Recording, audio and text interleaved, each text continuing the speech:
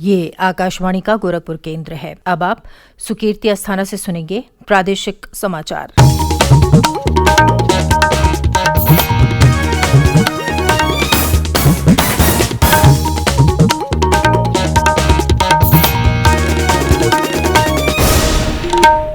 पहले मुख्य समाचार।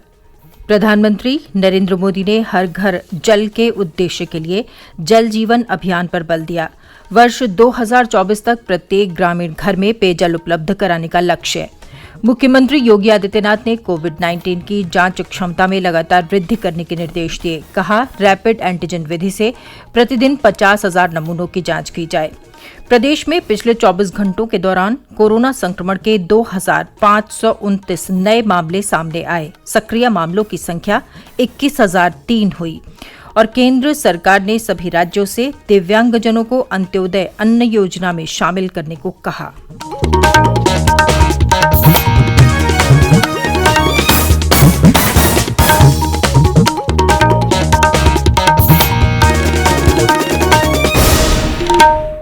और अब समाचार विस्तार से। प्रधानमंत्री नरेंद्र मोदी ने कहा कि कोविड-19 महामारी के दौरान भी सरकार अथक अभियान के रूप में जल जीवन मिशन पर काम कर रही है। प्रधानमंत्री ने कल वीडियो कॉन्फ्रेंस के जरिए मणिपुर जल आपूर्ति परियोजना की आधारशिला रखी। श्री मोदी ने इस जल परियोजना को मणिपुर की जनता के लिए बहुत महत्वपूर्ण बताया।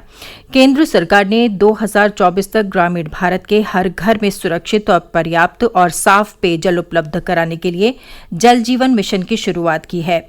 ये मिशन सामुदायिक दृष्टिकोण पर आधारित है। इसमें पानी के लिए जन आंदोलन की पहल की गई है ताकि उसे प्रत्येक व्यक्ति की प्राथमिकता बनाया जा सके।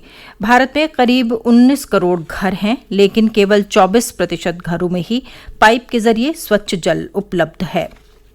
प्रधानमंत्री नरेंद्र मोदी आगामी रविवार को आकाशवाणी से मन की बात कार्यक्रम में देश विदेश के लोगों से अपने विचार साझा करेंगे। मासिक रेडियो कार्यक्रम की यह 67वीं कड़ी होगी। लोगों को अपने विचार साझा करने के लिए आमंत्रित किया गया है। लोग अपने संदेश रिकॉर्ड करने के लिए 1800-117800 पर डायल कर सकते हैं या नमो ऐप, ओपन फोरम अथवा MyGOV पर संदेश लिख सकते हैं। मुख्यमंत्री योगी आदित्यनाथ ने कोविड-19 की जांच क्षमता में लगातार वृद्धि करने के निर्देश दिए हैं। उन्होंने कहा कि प्रदेश में इस समय प्रतिदिन 55,000 नमूनों की जांच की जा रही है, जिसे और बढ़ाने की आवश्यकता है। उन्होंने रैपिड एंटीजन विधि से वर्तमान में किए जा रहे 20,000 टेस्ट को बढ़ाकर 50,000 टेस्ट प्रतिदिन किए जाने पर बल दिया है। लखनऊ में अपने सरकारी आवास पर कल एक उच्च स्तरीय बैठक में अनलॉक व्यवस्था की समीक्षा करते हुए मुख्यमंत्री ने घर घर जाकर सर्वे कार्य में तेजी लाने के निर्देश देते हुए कहा कि इसके माध्यम से अधिक लोगों की मेडिकल स्क्रीनिंग की जाए। उन्होंने कहा कि प्रदेश में प्रत्येक शनिवार और रविवार को संचालित विशेष स्वच्छता और सैनिटाइजेशन अभियान के अच्छे नतीजे मिल रहे हैं। ये अभियान कोविड-19 और संचारी रोगों के प्रसार को नियंत्रित करने के लिए चलाया जा रहा है। उन्होंने प्रत्येक स्तर पर स्वच्छता और सैनिटाइजेशन के कार्य को प्रभावी ढंग से संचालित करने के निर्देश दिए हैं।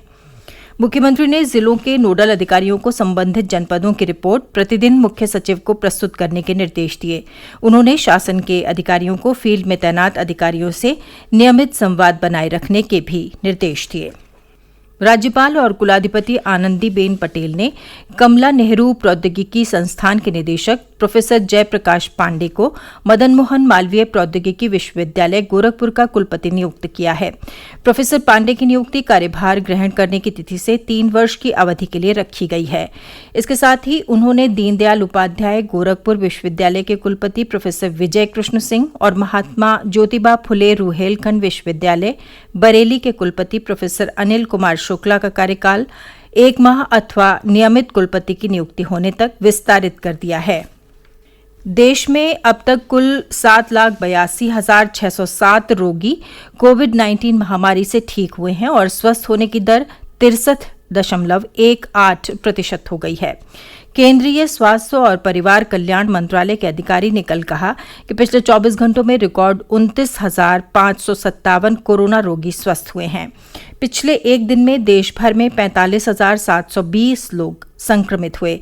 अब देश में संक्रमित लोगों की संख्या 12,38,635 हो गई है। पिछले 24 घंटों में महामारी से 1,129 लोगों की मौत हुई है। अब मृतकों की संख्या 29,861 हो गई है, लेकिन कोविड-19 से मृत्यु दर में लगातार गिरावट आ रही है और ये 2.41% हो गई है। प्रादेशिक समाचार आप आकाशवाणी गोरखपुर से सुन रहे हैं। अगला समाचार इस ब्रेक के बाद। बारिश का मौसम लाता है खुशहाली, लेकिन रखनी पड़ती है आपदा से बचाव की भी तैयारी। बिजली गिरने से अक्सर होती है जन धन की हानि। बड़े पेड़, खंबे या पानी के पास रखिए सावधानी।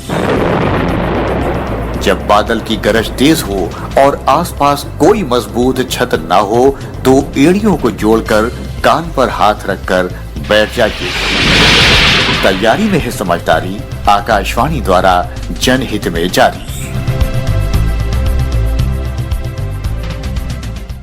प्रादेशिक समाचारों के बुलेटिन में आपका फिर स्वागत है।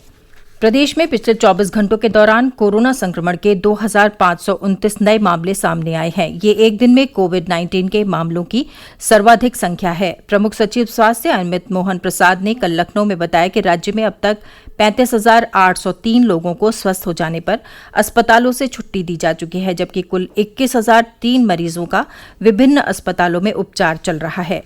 प्रदेश में कोविड-19 से अब तक 1,298 लोगों की मृत्यु हुई है। उधर राज्य में पिछले 24 घंटों के दौरान 54,897 कोविड नमूनों की जांच की गई।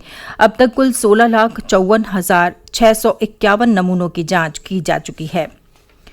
कानपुर नगर में कोरोना संक्रमण के प्रसार को नियंत्रित करने के लिए हर संभव उपाय किए जा रहे हैं। प्रदेश सरकार के अपर मुख्य सचिव चिकित्सा एवं स्वास्थ्य रजनीश दुबे ने कल नगर का दौरा कर कोविड महामारी की वर्तमान स्थिति का जायजा लिया। उन्होंने हैलट अस्पताल में कोविड मरीजों की चिकित्सा व्यवस्था के साथ ही अन्य स्वास्थ्य सेवाओं का निरीक्षण किया। उन्होंने वरिष्ठ चिकित्सकों को वार्डों का लगातार निरीक्षण करने और कोविड मरीजों के स्वास्थ्य की जानकारी परिजनों को समय समय पर उपलब्ध कराने के निर्देश दिए। अपर मुख्य सचिव ने नगर निगम कंट्रोल रूम और नारायणा मेडिकल कॉलेज की व्यवस्थाओं का भी स्थलीय निरीक्षण किया।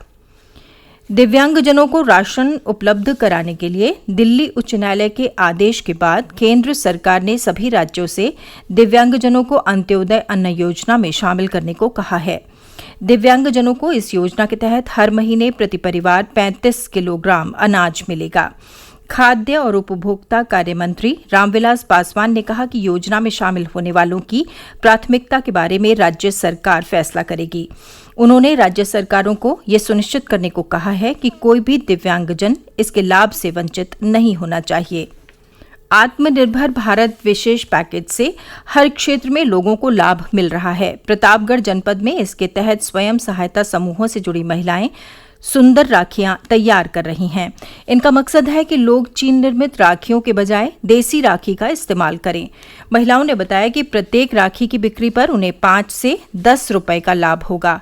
एक रिपोर्ट। भारत सरकार की आत्मनिर्भर भारत योजना के तहत प्राप्त आर्थिक सहायता से शुरू की गई यह योजना जिले की ग्रामीण महिलाओं के लिए वरदान साबित हो रही है। राखी तैयार कर रही इन समूह की महिलाएं बताती हैं कि एक राखी के पीछे 5 से 10 रुपए का फायदा हो रहा है, जिसके कारण यह लोग आर्थिक रूप से सशक्त हो रही हैं। आत्मनिर्भर भारत जैसी योजना शुरू करने के लिए यह महिलाएं केंद्र सरकार व प्रधानमंत्री नरेंद्र मोदी का आभार व्यक्त कर रही है। लाभार्थी मालती विश्वकर्मा ने बताया, भारत सरकार द्वारा शुरू की गई आत्मनिर्भर भारत योजना के तहत मिली आर्थिक सहायता से हम महिलाओं ने राखी बनाने का काम शुरू किया है। कोरोना काल में भी इस काम से मिल रही राशि परिवार के पालन पोषण में काम आ रही है, जिसके लिए हम समूह की महिलाएं प्रधानमंत्री नरेंद्र मोदी का व मुख्यमंत्री योगी आदित्यनाथ जी का आभार व्यक्त कर रहे हैं। अजितेश त्रिपाठी, आकाशवाणी समाचार, प्रतापगढ़।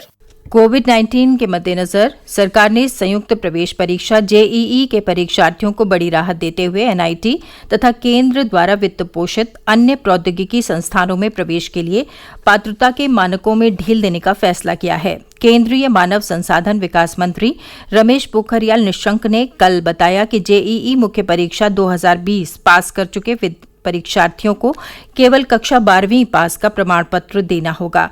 श्री निशंक ने बताया कि सीटें आवंटित करने वाले केंद्रीय बोर्ड ने वर्तमान परिस्थिति को देखते हुए ये निर्णय लिया है। इन संस्थानों में प्रवेश के लिए 12वीं की बोर्ड परीक्षा में कम से कम 75% अंक या प्रवेश परीक्षा में पहले 20 परसेंटाइल में रैंक प्राप्त करना होता है। और अंत में इस बुलेटिन के मुख्य समाचार एक बार फिर। प्रधानमंत्री नरेंद्र मोदी ने हर घर जल के उद्देश्य के लिए जल जीवन अभियान पर बल दिया। वर्ष 2024 तक प्रत्येक ग्रामीण घर में पेयजल उपलब्ध कराने का लक्ष्य। मुख्यमंत्री योगी आदित्यनाथ ने कोविड-19 की जांच क्षमता में लगातार वृद्धि करने के निर्देश दिए। कहा, रैपिड एंटीजन विधि से प्रतिदिन 50,000 नमूनों की जांच की जाए। प्रदेश में पिछले 24 घंटों के दौरान कोरोना संक्रमण के 2,529 नए मामले सामने आए। सक्रिय मामलों की संख्या 21,003 हुई। और केंद्र सरकार ने सभी राज्यों से दिव्यांगजनों को अंत्योदय अन्न योजना में शामिल करने को कहा। इसके साथ ये समाचार बुलेटिन समाप्त हुआ। नमस्कार।